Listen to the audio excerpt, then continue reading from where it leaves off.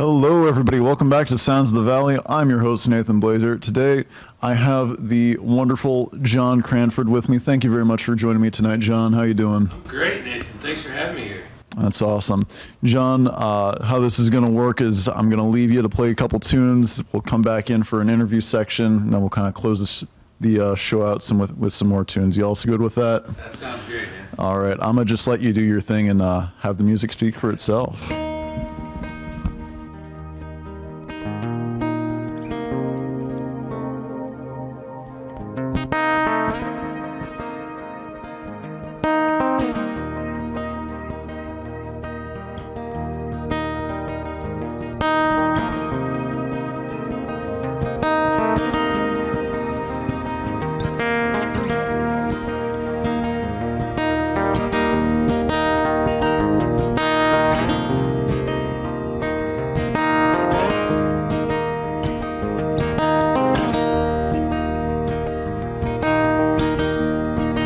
It's the last cigarette on this cold rocky ridge. Honey, I'm coming home. Just another couple minutes before I get my fix. Honey, I'm coming home. And it's the last foul breeze. It's the streets. It's pulling the leaves down. And it's the last fall breeze. It's there's the streets. It's pulling the leaves down.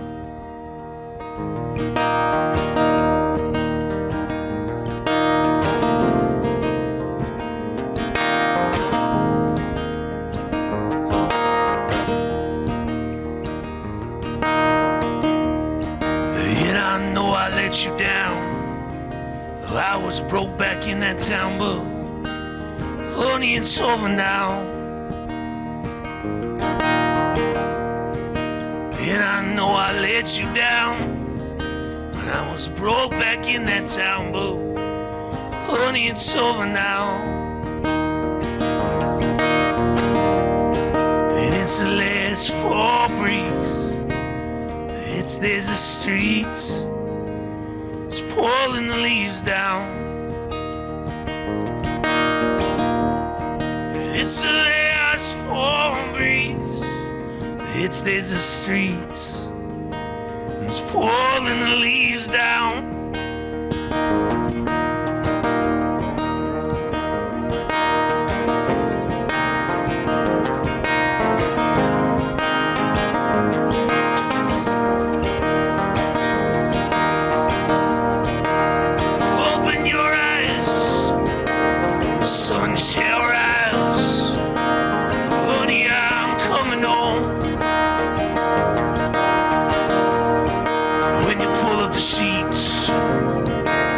Smell the smoke, honey, you know I'm home.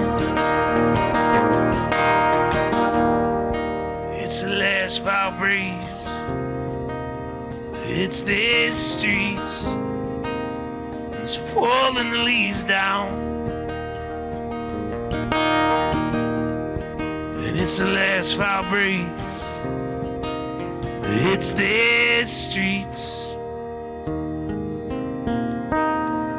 Keeps pulling the leaves down.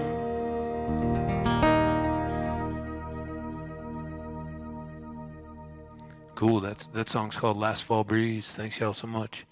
I wanted to play. Yeah, I want to start out with that. I was coming up from like Madison today.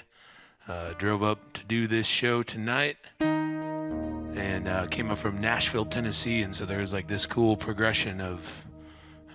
Nice, kind of nicer weather into like straight snow. And I was like, oh yeah, this is like the last of fall. So I thought that was an appropriate tune to start off with. I'm gonna play something that I put out like right before the pandemic. You can find it under like my name on Spotify or iTunes or however you get your music.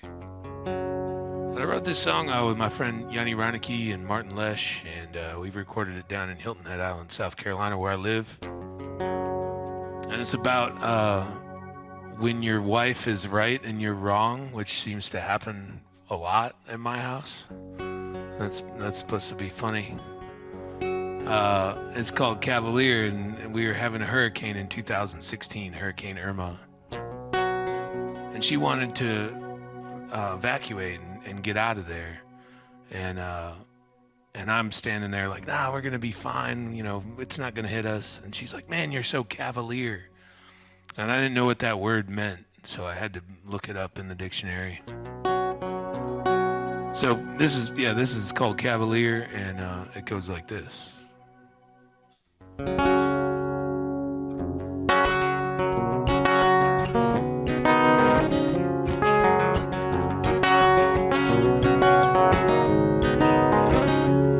And she told me, quit being so cavalier.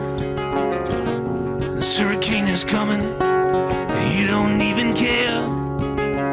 Well, I said, baby, we are fine, right here where we stand. I took my sword and drew a line, way down in the sand. This is where we need to be, fighting for something bigger, something free. This is where you can always see. The slow looks through the glass, and something hits me hard. And I'm slowing down. I'm slowing down this scene.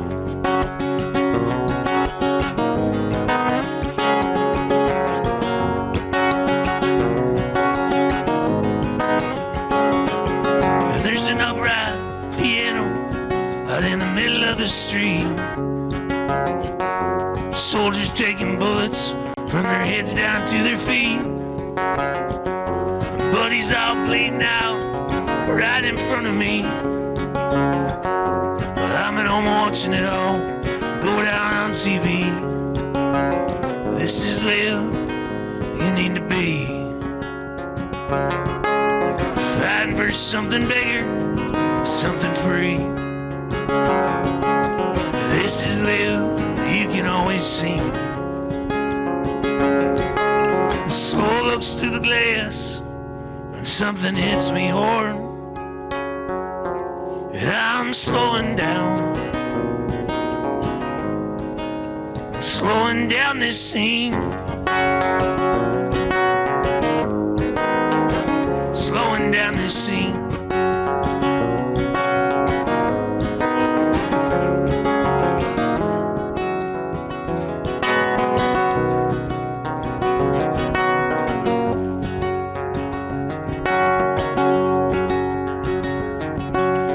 This is where we all go down with no innocence.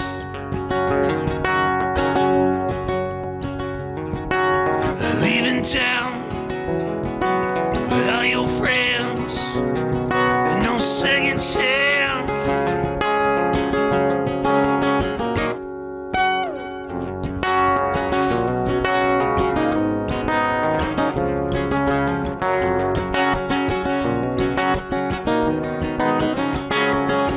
And she told me, quit being so cavalier.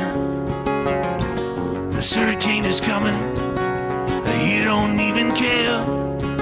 But I said, baby, we are fine, right here where we stand. And I took my sword and drew a line, way down in the sand. This is where we need to be, fighting for something bigger, something free. This is where you can always see. The slow looks through the glass, and something hits me hard. And I'm slowing down. I'm slowing down this scene.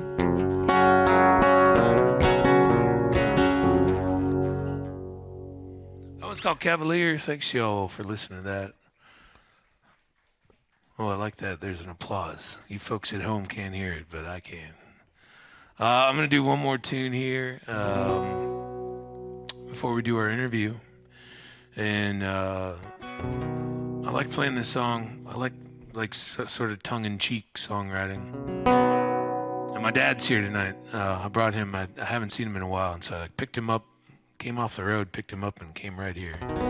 So I'm going to play this for my dad. When he was raising me up, he had a lot of Stephen King books. So that was like one of the first authors I got really into, and I like scary stuff. And I thought, man, this would be funny if we like turned The Shining into a children's song. 'Cause that's kind of funny and weird. I wrote this with my band Cranford Hollow. Well, we used to play down at the State Theater, and we played the Mousetrap here in Eau Claire. You can check us out if you want. But this one's called Shine, and it's about The Shining.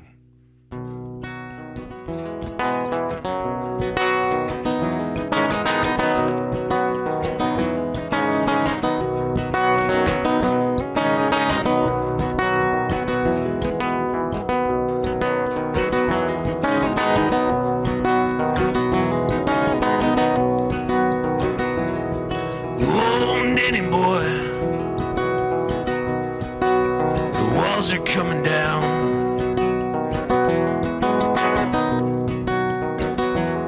Oh, Nanny boy, your eyes are heavy now.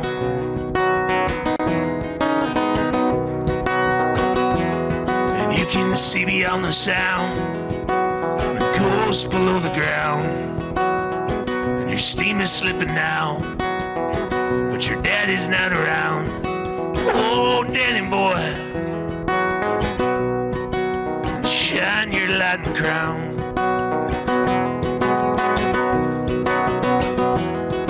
Them lights of frights can fill your nights in. When you see them things that bite, just close your eyes and hold on tight. Danny boy, it'll be alright.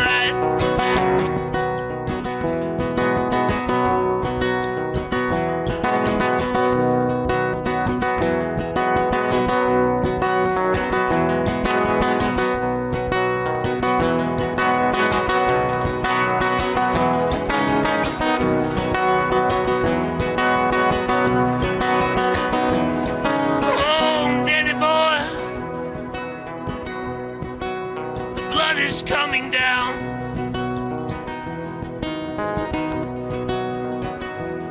Oh, Danny boy,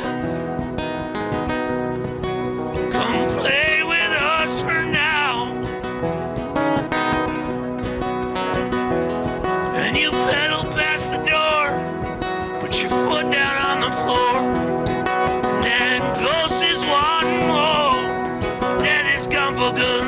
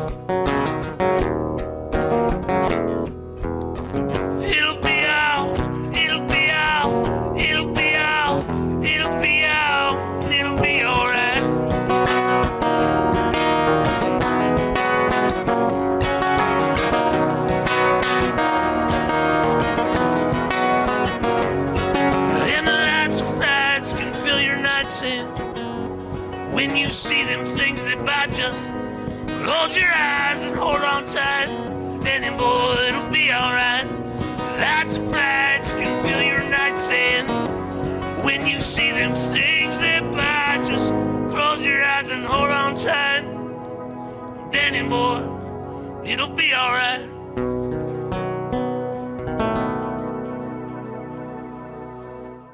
Thanks y'all for listening.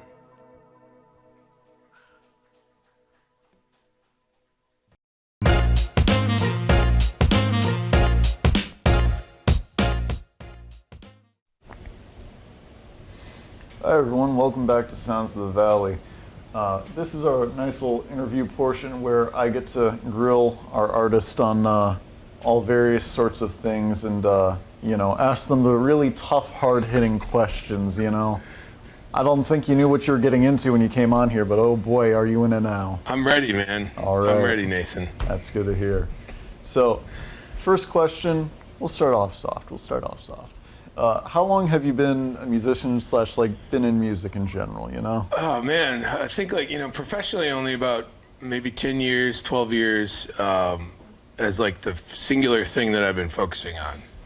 But I started just down Claremont Avenue out here at DeLong Middle School, playing the saxophone in the jazz band and the marching band. That was the late 90s. Mm-hmm. And I grew up here in Eau Claire, I think in kind of the glory days of what went on to later be a bigger musical expansion from a lot of people in Eau Claire that have been super successful, and got to be at Memorial High School with that jazz program, and that overall music program was so supportive, and obviously the university was a big asset as well. So music's always been this huge part of my life. But as far as being a professional, this is what pays my mortgage, 10 years.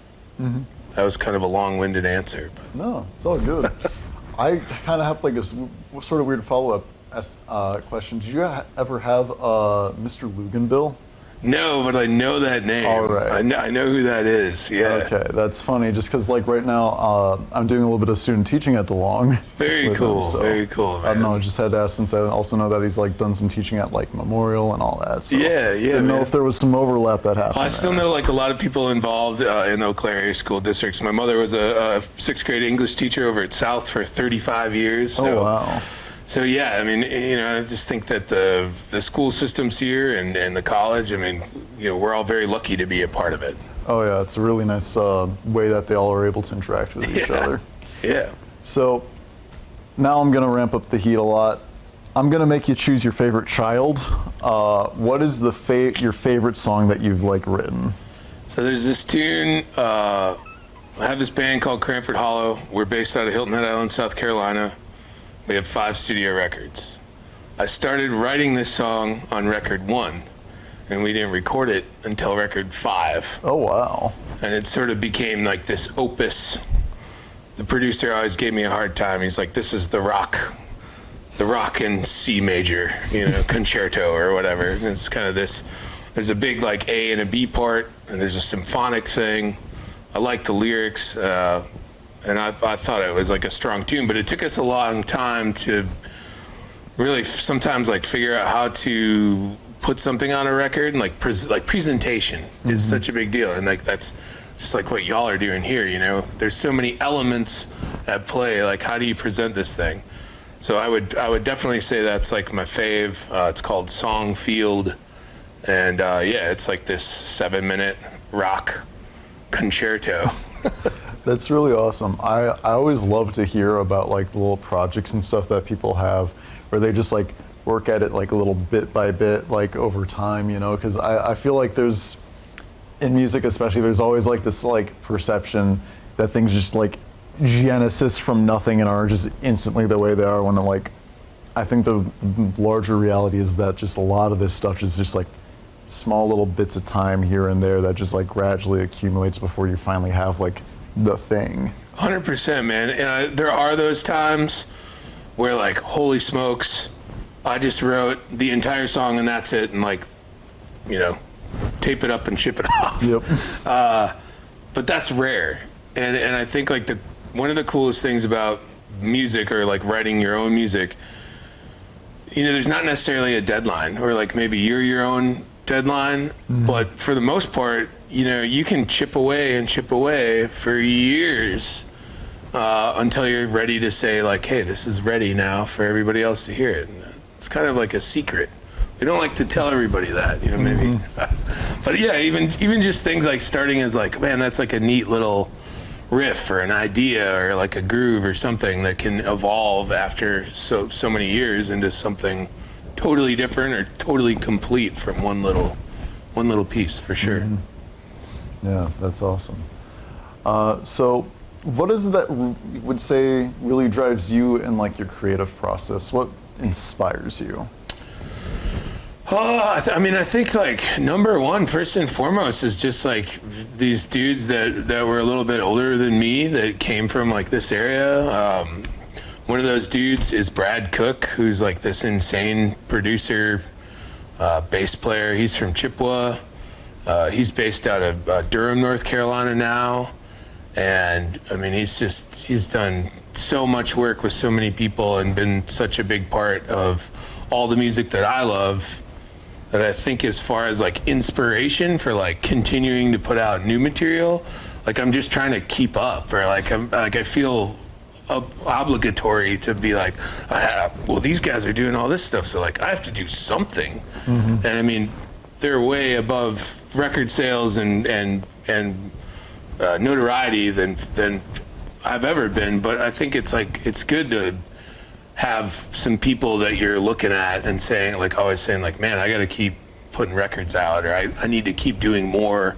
And I think that also applies sometimes to like genre. You know, I felt for a long time I like kind of got stuck in a wedge, and it wasn't until recently that it was more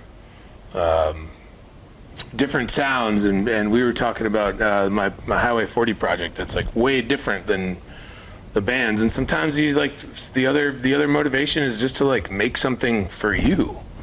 And sometimes that's like way more rewarding in the long run, simply because maybe there's not that pressure there and you're just putting something out because I like really enjoy, you know, hooking up this microphone and strumming this guitar and trying to find, you know, the right mic placement, and I'm running it over here through some outboard gear if I have that opportunity, and trying to just find a neat sound, and then like documenting that moment, I think is like such a cool thing that we're able to do. And it's so much easier now too, like you can do it on your phone.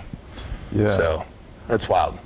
Yeah, I really love your point about just like making music and like finding sounds that are just like for you. Yeah. You know, I feel like there's a lot of albums that really popular artists or like artists who really dominate a genre will put out that doesn't sound like anything of what their normal stuff sounds like. But I bet if you just showed it to like a person who's not always in that bubble, they'd find that album to be amazing, just because like they can, when you kind of remove all of that other context from it, you know, you get more of just appreciation for just like what it is, the sound that they just like tried playing out and around with, you know. 100%, man. There's a cool record or like a little band, and I think my facts are pretty close here, but it's Jeff Tweedy from Wilco and Jim O'Rourke, and he's a producer and another Chicago guy. And then I think Glenn Cochi plays the drums, who's also Wilco's drummer, but it's like, it's all like the weird parts of Wilco on like one record. Oh, nice. And that's like, it's really neat. So they have this record called Lucifer, and I was like, man, this is so different, I guess, than traditional stuff. But I always loved that record for that reason exactly, that it is so different than everything else. Sometimes it's cool to be weird. I definitely agree. I feel like that's a lot of people's ethos with music, you know. It's wonderful. So, why would you say that music matters to you? Why is it that you've stuck with music all the way since DeLong? I guess it just like, it fits well with being opinionated about, I guess maybe the way like things should be or life should be, and it's a lot easier to like express that, I guess, through like song than sometimes it is to like say that out loud, because sometimes the things you think in your head and say out loud should not be said out loud, but sometimes you can slip some of that stuff into a song and communicate, you know, and maybe it's an internal problem or a problem with your relationship or just a problem with the world at large, or a celebratory moment, you know, on all those levels as well. But it's like, it's a really good like communication tool. And I think that's what I like the most about it, is it's like, it's a way to, you know, talk to people. When people want to know who I am, they can listen to my records. If they don't know me one-on-one or, you know, don't reach out directly to me, I think that's like a really cool way to communicate. And I like playing. I think that's the other biggest thing is playing with other people, and whether that's just jamming in your room or on a huge stage or whatever. There's like this very intimate thing, like a non-sexual intimate thing that happens when you share that moment with people on stage, and like we're the only people that get to do that, and that's really cool. And I guess I would compare that to the general situation as like being on a team or being like maybe on a sports team or something, that you just have these totally different relationships than you would with just your friends, or something. It's like you get to experience something that is just beyond the normal, and it only really gets to exist in that small moment. And when it's really good, like everyone that's involved with it is like really aware with it. Absolutely. And I think like that's the beauty of doing the thing, is it's like, man, if we're playing well and we find that like pinnacle moment and somebody's in the audience and they're listening and they love what they're doing, they're loving that they're there listening to this moment, it's like this group thing. And I haven't really found that anywhere else. And I had a couple other careers prior to this, and I really haven't found anything that like matches that level of emotional pinnacle moments or something. So it's just cool, and it's fun to be a musician, man. That it is. It's really fun, and if you can like pay your mortgage and pay your bills doing it, I think that's awesome, and we're very fortunate and lucky to be in that position. Yeah. Well, one last thing before we wrap up this interview. Do you have anything that you want to plug? Any upcoming albums? Any like different groups or stuff that you're in? You kind of mentioned Highway 40 before. Yeah, I got this record called Highway 40. Do it with my good buddy Ben Hoffmeister, and we just have a lot of fun doing it. We put out an EP last year. We're going into the studio like literally tomorrow, or like the end of this week probably, to work on some new material. That should be out first of the year. I have my touring band, Cranford Hollow. We're not on tour at the moment. We've kind of like taken a hiatus, but now we're starting to revamp. So hopefully there will be an Eau Claire show in the future. We used to play here quite a bit. We have 5 records online. You can check out 5 or 6, I can't think.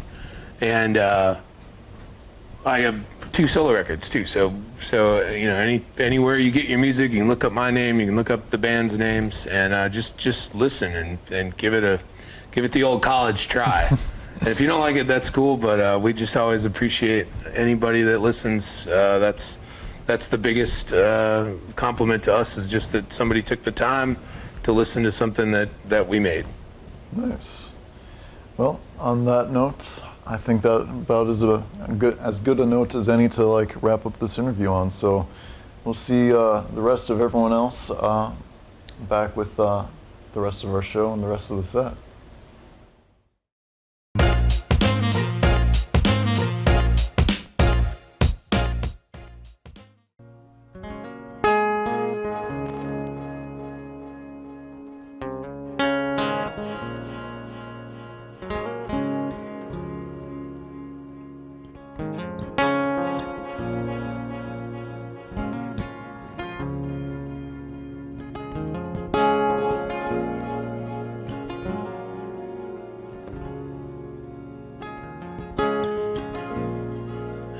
Find it hard, yeah, to leave this town. And those late night demons are running you down. So pack your bags, for sanity's sake, and play all those songs I never could hate. It's just smiles that if passed us by. It's His judgment that you hold so high. It's His smiles that have passed us by. From this ground we rise.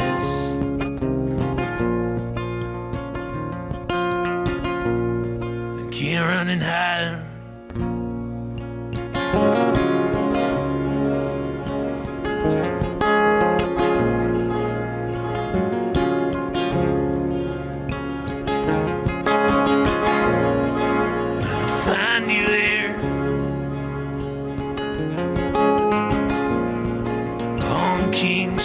Soon,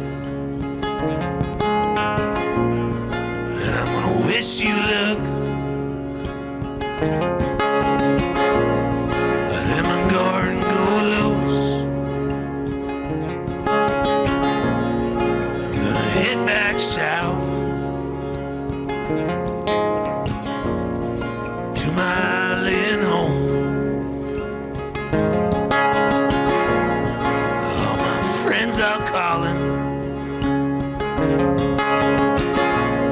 Hey, but it's time for the show.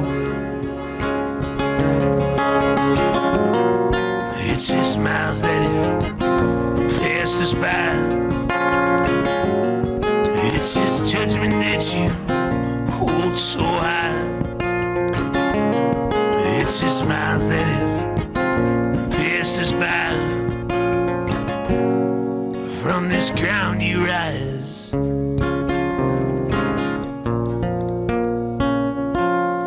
Can't run and hide.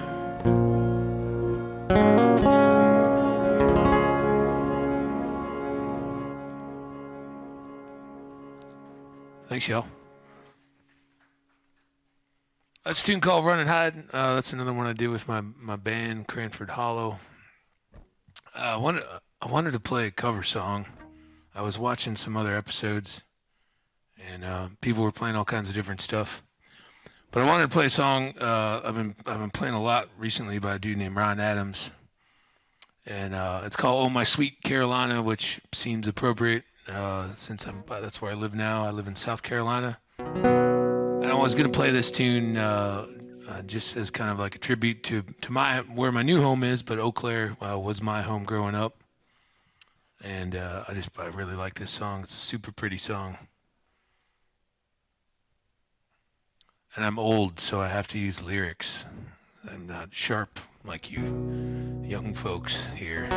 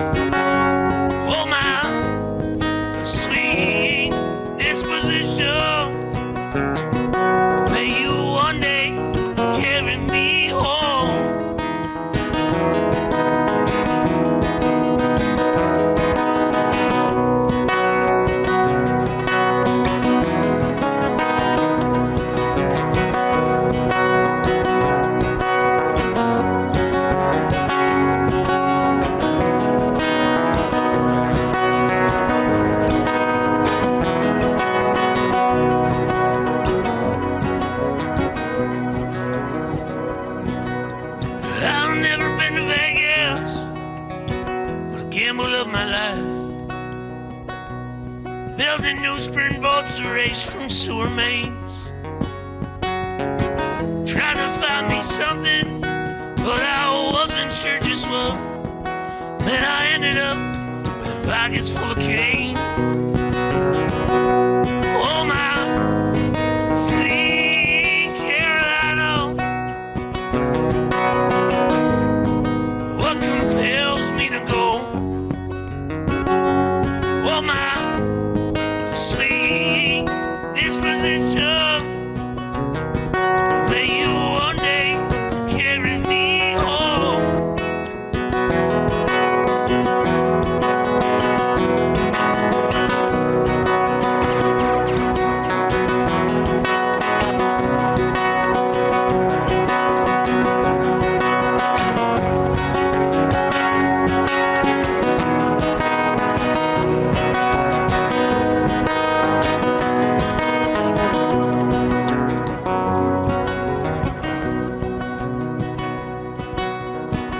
Up here in the city, feels like things are closing in. The sunset's just my light bulb burning out. I miss Wisconsin, and I miss my family, and all the sweetest winds that blow across the south. Oh my sweet Carolina, what compels me to go? Oh my sweet disposition, may you one day carry me home. May you one day carry me home.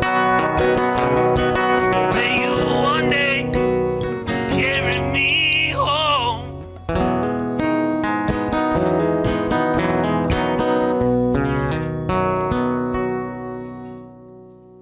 Muchas gracias. Thank you guys so much for listening.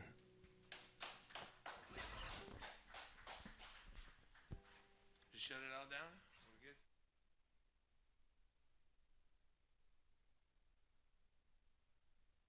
I really love the sound that you've been able to like really hone and be able to bring with us tonight. So thank you a lot for that. For having me and for everybody watching and stuff at home. Yeah. With that, this has been another episode of Sounds of the Valley. This has been John Cranford. John, would you like to plug any like upcoming events or like albums, EPs, anything else? Yeah, I think like the biggest thing is keeping up with me. I'm going in the studio this week actually up here and working on a new record with one of my projects from Wisconsin called Highway 40. We have an EP and 2 singles out right now on iTunes, and then my other band, Cranford Hollow, should be in the studio in February, so just keep on the lookout. But there's a lot of music out there that from other projects I've been in that's available, and my band's got like 6 records up on iTunes, Spotify, whatever you guys do. So just check me out, and hopefully I'll be back sometime to play a show here. Awesome. Well, with that, you can find Sounds of the Valley and the rest of our content on our streaming service and YouTube. Our streaming service is mytv10.uwec.edu. I will see you all next time. Thank you and good night, everyone.